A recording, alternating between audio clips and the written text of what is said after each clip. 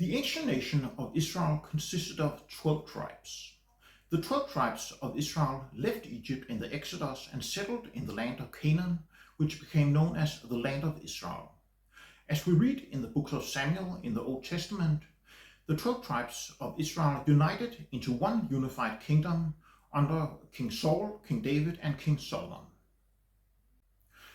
Because King Solomon worshipped pagan gods, the God of Israel let 10 of the 12 tribes of Israel secede from the royal house of Solomon in Jerusalem, and this took place in the beginning of the reign of King Solomon's son, King Rehoboam. So the 10 tribes of Israel, they formed their own kingdom under King Jeroboam, and they called their kingdom the Kingdom of Israel. So King Rehoboam's remaining rump kingdom in Jerusalem, it only consisted of 2 tribes, the tribe of Judah and the tribe of Benjamin, and it became known as the Kingdom of Judah. And the inhabitants of the Kingdom of Judah, they later became known as Jews.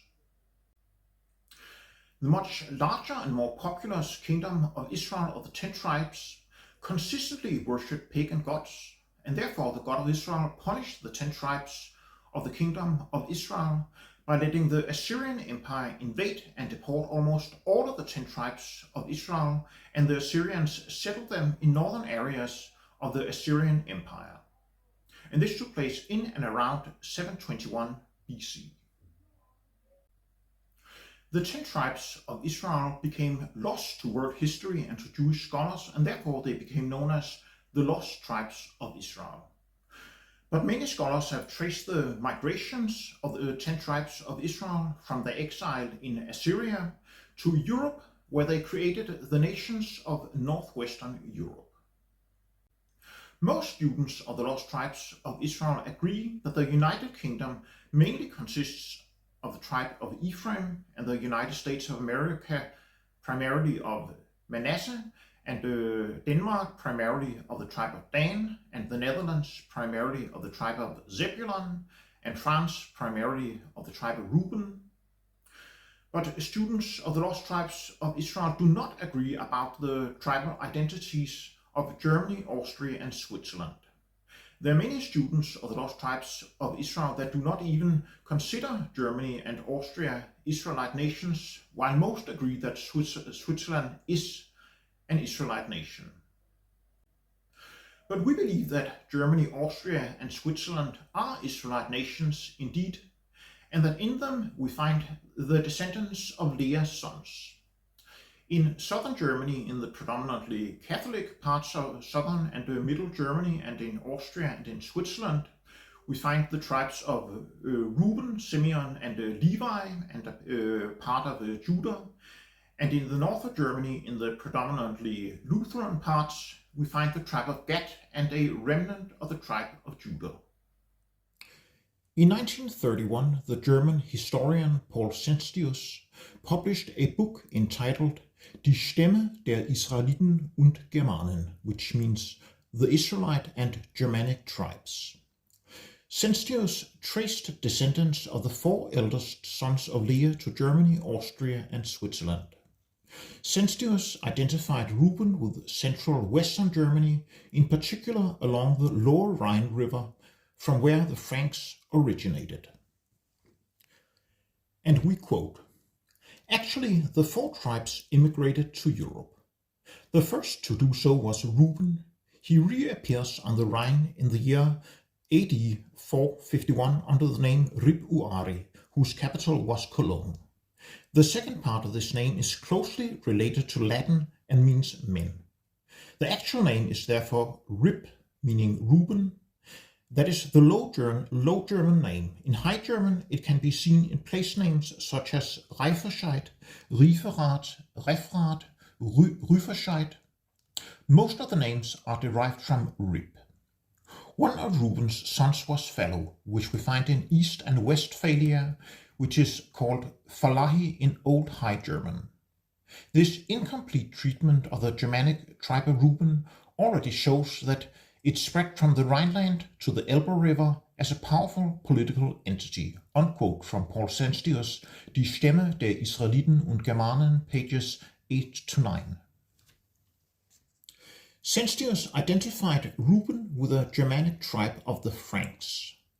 The Franks were divided into two main groups: the Ripuari, also called Ripuari with a P or a B, the Ripuari Franks who lived along the Lower Rhine, and the Salian Franks who moved into the Low Countries in France in the 3rd to 5th centuries AD, and eventually gave name to the Frankish kingdom, which became an empire when Charlemagne was crowned emperor by the Pope in AD 800. Charlemagne's Frankish Empire covered what today is France, Germany, the Low Countries, Switzerland, Austria, and northern Italy. After Charlemagne's death in 814 AD, the empire was divided into three kingdoms. First of all, West Francia, which became France, and number 2, East Francia, which became Germany, and number 3, Middle Francia, which soon disintegrated. Most students of the lost tribes of Israel identify France as Reuben, so it would be logical if the Germanic tribe of the Franks who founded France were of Reuben as well. The history of the Franks fits the biblical description of Reuben. Reuben was Jacob's firstborn and was born with the birthright blessing, but lost it to Joseph. Likewise, the Frankish Empire was the first northwestern European empire after the fall of the West Roman Empire. Reuben was foretold to be, we quote, unstable as water, thou shalt not excel, unquote, from Genesis chapter 49, verse 3. Even though Charlemagne's Frankish Empire was impressive, it did not last long. Reuben was a tribe that was not particularly faithful. The patriarch Reuben lay with his father's wife Bilhah. When Israel was about to settle in the Promised Land, Reuben and Gad wanted a piece of land on the east side of the Jordan River, as you read about in Numbers chapter 32. Moses interpreted this as a sign of lack of faith in God's promises, because God had promised the land of Canaan on the west side of the Jordan River to Israel, but not the land on the east side of the Jordan. Moses compared the Reubenites and the Gadites to the 10 of the 12 spies he had previously sent out to spy out the land of Canaan, which you read about in Numbers chapter 13. The 10 spies told Moses and Israel that the Canaanites were too strong for them, while the 2 spies, Joshua the Ephraimite and Caleb the Judahite, witnessed that Israel could take over the land of Canaan. The Reubenites and the Gadites assured Moses that they would fight with the rest of Israel to take over the land of Canaan, and afterward they would settle on the east side of the Jordan, which they did. Thereby, Reuben's and Gad's territories were, strictly speaking, outside the Promised Land. This is indicative of Reuben's desire to do something else than what God wants him to do. This is also fulfilled in a spiritual sense in the German and French Franks, in the fact that they are predominantly Roman Catholics. And if you would like to know more about the lost tribes of Israel, you can buy my book, The Lost 10 Tribes of Israel in Europe, which I published last year. It is 352 pages, and you can buy it on Amazon. The price, excluding postage and handling, is $9 for the paperback version, $17 for the hardcover version, and $2 for the Kindle ebook. The Kindle ebook is, of course, without any postage and handling. And as I said, you can buy it on Amazon. Southern Germany, Austria and Switzerland. The German dialect spoken in southern Germany, Austria and Switzerland is called High German, which in turn is divided into several sub-dialects. In Baden-Württemberg, the dialects Swabian and Alemannic are spoken. In Switzerland, another Alemannic dialect is spoken, while the dialect spoken in Bavaria and Austria simply is called Bavarian Austrian German. These regions could be where the tribes of Simeon and Levi settled. Levi in Switzerland and Baden-Württemberg. After Jeroboam seceded from the house of David and set up the golden calves, most of the Levites left to join the house of Judah. But there must have been a smaller number of Levites that remained with the 10 tribes and were deported by the Assyrians. These Levites may have become a part of the Swabian and Alemannic German tribes that today inhabit Switzerland and Baden-Württemberg in southwestern Germany. Since most of Levi remained with the kingdom of Judah, and since Levi was a particularly God-fearing tribe, Levites must be presumed to have made up a significant part of the early church, which was predominantly Jewish. The early predominantly Jewish church was ostracized from the Jewish synagogues after the fall of Jerusalem in AD 70. The descendants of most of the Levites that had remained with the kingdom of Judah after the fall of Samaria in 721 BC are therefore to be found outside the Jewish people. These Levites became quote-unquote Gentile Christians. Where their descendants ended up we can only guess, but some may have ended up in southern Germany if that was where the Holy Spirit led them to. Southern Germany is predominantly Catholic, but still in Baden-Württemberg 33% are Protestants. Switzerland, on the other hand, was a mountain stronghold of Protestantism during the Reformation, even though the country was separated from the main centers of Protestantism in Northern Europe. This history of standing up for Protestant Christianity in a sea of Catholicism could be explained by Levites making up a significant part of the population in those areas. Levi was separated from the other Israelite tribes, so Levi would also have an isolationist spirit. We find this in Switzerland, which has remained neutral since 1516, with the exception of the Napoleonic Wars, where Switzerland was invaded by France. Simeon in Bavaria and Austria. Jacob basically cursed Simeon and Levi for slaying the Canaanite town of Shechem, as we read about in Genesis chapter 34, even though Levi was later redeemed by becoming the priestly tribe. Jacob specifically says that his soul shall not enter into their secret, or as the New International Version puts it, quote-unquote, let me not enter their council, let me not join their assembly, unquote. Genesis chapter 49, verse 6, from the New International Version.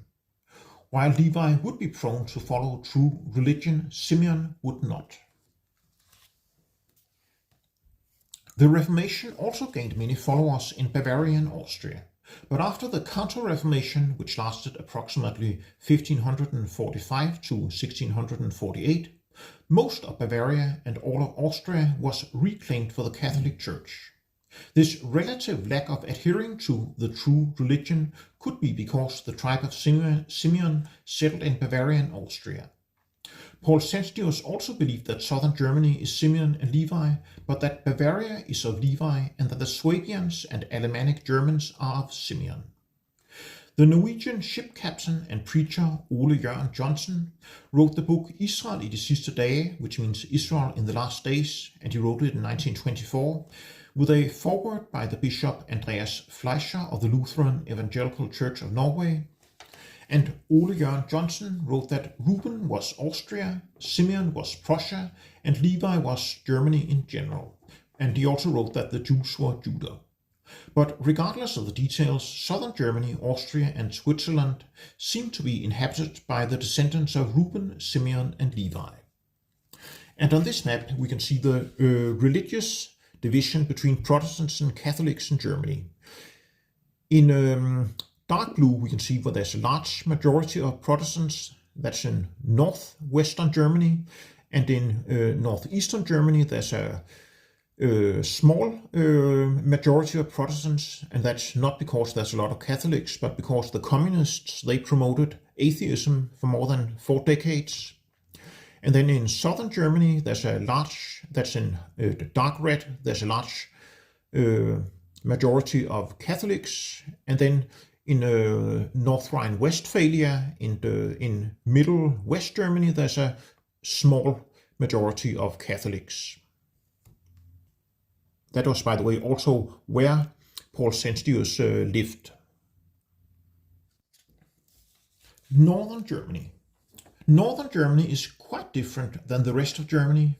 In many ways, northern Germany is more akin to Scandinavia and the Netherlands than to southern Germany, Austria, and Switzerland.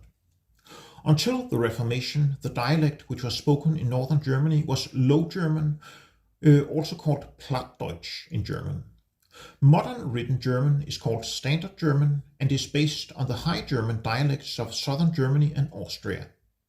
Compared to Standard German, Low German is almost a foreign language, closely related to Dutch and rather similar to Danish. When the Angles, Saxons and Jutes invaded Britain in the 5th and 6th centuries, they came from northern Germany and Jutland. That is why modern English is closer to Low German than to modern Standard German. The Protestant Reformation was started by Martin Luther from Wittenberg, south of Berlin. The Reformation was a type of God's people Israel leaving mystery Babylon, the great harlot, which we read about in Revelation chapter 17. Such a magnificent event can only have been started by an Israelite. And on this picture we see the castle church in Wittenberg in Germany, and that was where Martin Luther nailed the 95 Theses on the door on October 31st, 1517. And you can see the thesis door in the middle, down in the middle of the picture. I took this picture myself this year when I visited Wittenberg, a very interesting city. I can recommend going there. When Protestantism spread across Northern Europe, it came in different varieties. Northern Germany, the Nordic countries, Estonia and Latvia became Lutheran. The Netherlands, Scotland and half of Switzerland became Reformed, and England became Anglican. Northern Germany's Lutheran spiritual kinship to Scandinavia is because Northern Germany is of the tribe of Gad. The majority of the nations and regions where the tribes of the handmaidens, Dan, Naphtali, Gad and Asher settled became Lutheran. Because we identify Denmark primarily with the tribe of Dan, Norway primarily with the tribe of Naphtali, and Sweden primarily with the tribes of Gad and Asher. In the book Israel's Tribes Today from 2005, Stephen M. Collins writes that Germany as a nation is the tribe of Gad. He points out that Germany seems to fulfill Moses and Jacob's prophecies of Gad being a warlike nation that would be overcome and yet revive. We quote from Deuteronomy. And of Gad he said, Blessed be he that enlargeth Gad. He dwelleth as a lion and teareth the arm with the crown of the head. Unquote. Deuteronomy chapter 33 verse 20. And we also quote from Genesis, Gad, a troop shall overcome him, but he shall overcome at the last. Unquote. Genesis chapter 49 verse 19. And now we quote from Stephen Collins' book Israel's Tribes Today. This prophecy indicates Gad would have a large population, be enlarged, and exhibit a predatory nature, a lion who tears at other nations. Germany is one of the largest nations of modern Europe, fulfilling the prophecy that they would be enlarged. The warlike characteristics and prowess of the Germans are well known. They have twice fulfilled the role of a predatory lion in the modern era, World Wars I and II, attacking and tearing at neighboring nations. The above, together with the fact that Genesis 49's prophecy requires that the Gadites will be overcome by a troop but will recover from their defeat to overcome during the latter days, clearly points to the Germans. Unquote. From Stephen M. Collins' book Israel's Tribes Today, page 219. A remnant of Judah revealed in northern Germany. Not only is northern Germany of the tribe of Gad, but there is also a remnant of Judah present in northern Germany. The majority of the tribe of Judah became the Jewish people. But after the Assyrian kings Shalmaneser and Sargon II had defeated and deported the 10 tribes of Israel, King Sennacherib invaded the kingdom of Judah and conquered all its cities except Jerusalem. Judah was saved by a miracle when an angel killed 155,000 Assyrian soldiers who were laying siege against Jerusalem, and we read about that in 2 Kings chapter 19. On Sennacherib's cylinder, which today is found in the British Museum, the king wrote that he took 200,150 people of Judah captive. And we quote from Sennacherib's cylinder. But Hezekiah of Judah, who had not submitted to my yoke, I besieged 46 of his strong cities, fortresses and small cities of their environs without number, and by casting down the walls and advancing the engines, by an assault of the light-armed soldiers, by breaches, by striking, and by axes I took them. 200,150 men, young and old, male and female, horses, mules, asses, camels, oxen, and sheep without number, I brought out from them. I counted them as spoil. Hezekiah as a caged bird I shut up in Jerusalem, his royal city." Unquote. The authoritative Jewish encyclopedia, published in 1901 to 1906, affirms that a large portion of Judah was taken into exile. We quote from the Jewish encyclopedia: "Hezekiah, son of Ahaz, in the year 719, prospered as long as he deferred to the prophet Isaiah with his wise policy of quietness and confidence in Yahweh. But in 701 he joined in a widespread insurrection against Assyria, with the result that the whole of Judah was devastated by the Assyrian king Sennacherib. Many of its people were deported, and Jerusalem itself was spared only after a plague had broken out in the army of the invaders." Unquote from the Jewish encyclopedia in the Arsul Kingdom of Judah. The 200,150 Judahites did not rejoin the kingdom of Judah, but disappeared along with the 10 tribes. This must have been approximately 1/10 of the tribe of Judah that was removed out of Judah. When David ordered Joab to number the 12 tribes, Joab counted between 800,000 and 1.1 million adult Israelite males of the 10 tribes, and between 470,000 and 500,000 adult Judahite males. The numbers are different in 2 Samuel chapter 24 verse 9 and in 1 Chronicles chapter 21 verse 5. In ancient Israel, an average family consisted of a father, a mother, and a little more than 2 surviving children.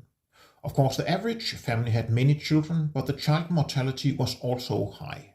Therefore, the average family ended up with only a little more than 2 surviving children.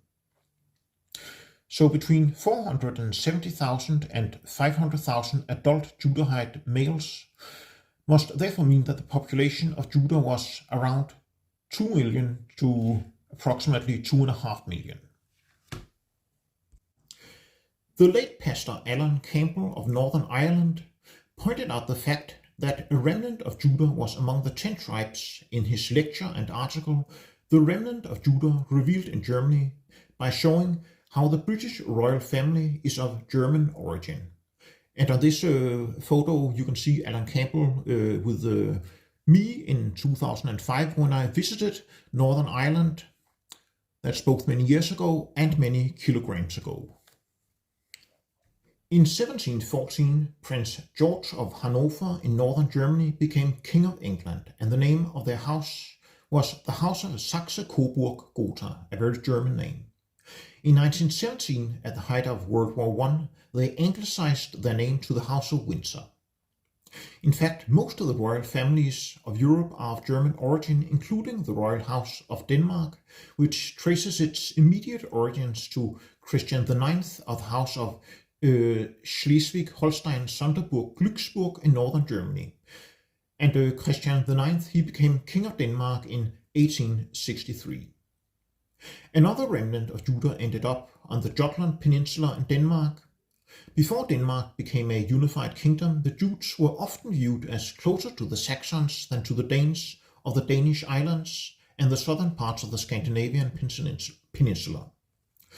Some students of the lost tribes believe that Germany in its entirety is Judah, and that there is at the most a remnant of Judah in the modern Jewish people.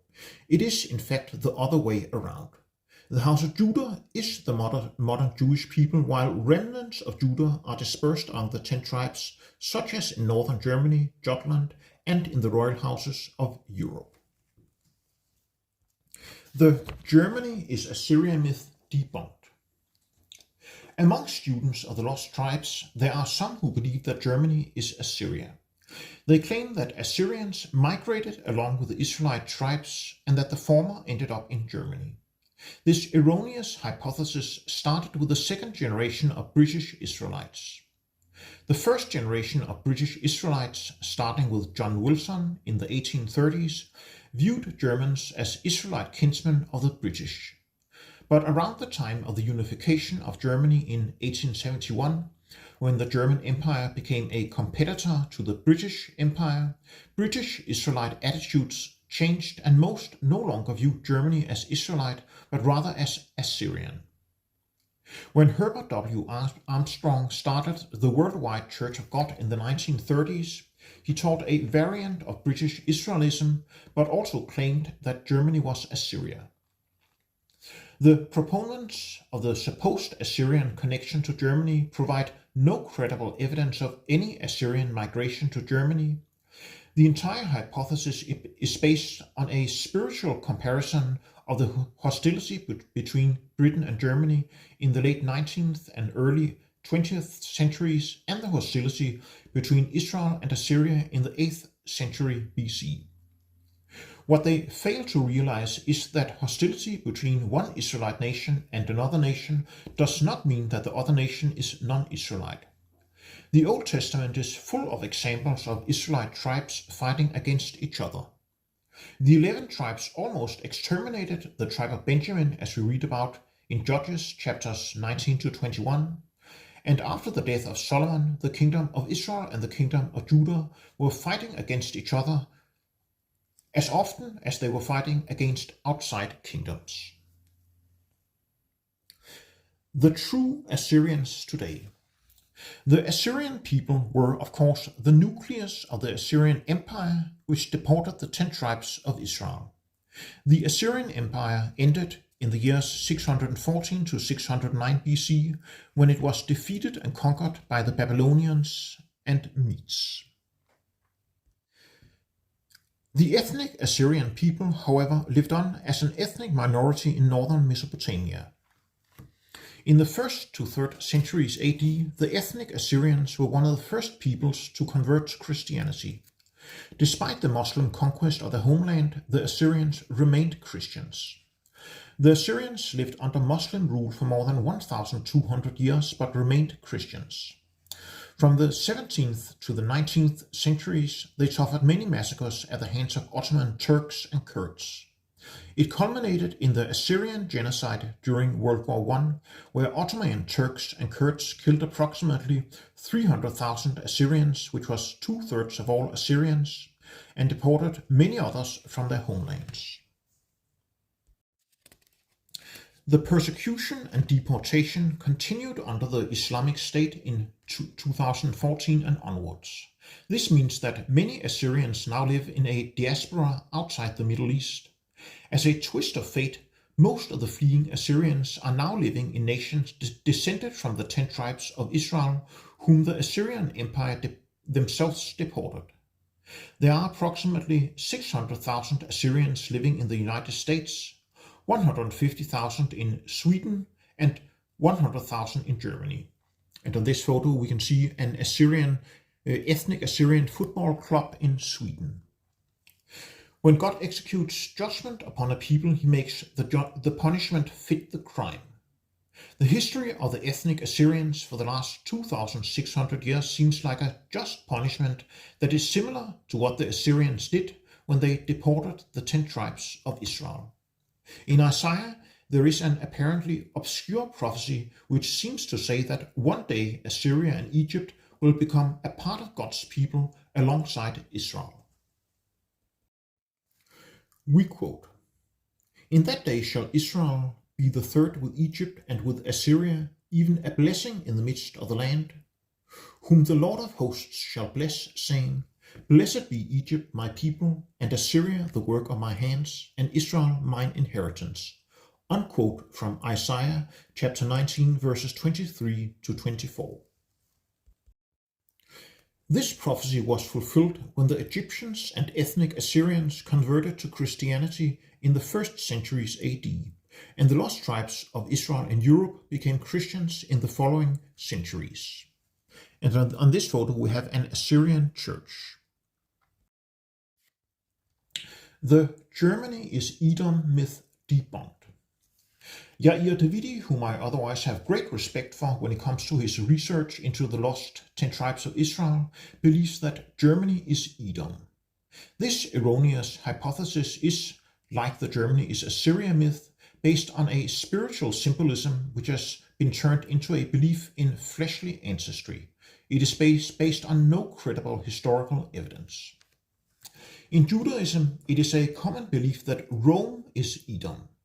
This identification started during the reign of Herod the Great, who was a Roman puppet king of Edomite ancestry. When the ancient Jews in code language referred to the Romans as Edom, they could avoid persecution from the Roman authorities. This led to Edom becoming a symbol of Rome in the Talmud and in Jewish understanding. Originally, the Jewish connection between Edom and Rome was purely symbolic, but eventually some Jews began to think that the Romans were indeed fleshly descendants of Edom. This view is widespread among Jews today, but it is backed up by no historical evidence whatsoever. Unlike the fate of the 10 tribes of Israel, the fate of Edom is not a mystery. All historians, Jewish as well as non-Jewish, agree that the people of Edom became a part of the Jewish people when John Hyrcanus converted the Edomites to Judaism by force in the 2nd century BC. Today, the fleshly descendants of Edom are a minority of the Jewish people. They are not found in Rome or Germany. The homeland of the Leahite tribes. We thereby see that not only is Germany inhabited by the descendants of some of the tribes that were of Leah's sons, but in fact all the tribes of Leah's sons are either in Germany or have in one way or another come from Germany. Reuben ended up among the Germanic Franks in the Rhineland and later founded France. Simeon ended up among southern German tribes and became the Austrians and Bavarians. The remnant of Levi, which did not remain within the Jewish people, ended up in Switzerland, which remained a part of the Holy German-Roman Empire until 1648, and in Baden-Württemberg. A remnant of the tribe of Judah ended up in northern Germany. The tribe of Zebulun ended up in the Netherlands, which was a part of the Holy German-Roman Empire until 1648. The English name for their nationality, Dutch, is even related to the German name for German, Deutsch. The tribe of Issachar, we believe, ended up in South Africa as the Afrikaners, who were descended from Dutch, German, and French settlers. One Afrikaner-German connection can be seen in the biggest Afrikaans church, the Nederduitse Gereformeerde Kerk, also known as the NG Kerk, the NG Church, which literally means the Low German Reformed Church. The reason that it is called this name is because in Old Dutch, Nederduits, meaning Low German, was a name for the Dutch language, not to be confused with the German dialect Plattdeutsch, also called Low German in English, spoken in northern Germany, which is a distinct language. So we therefore see that not only is Germany a part of the Israelite family of nations, but it is also the home of most of the tribes of Leah, one half of the tribes of Israel.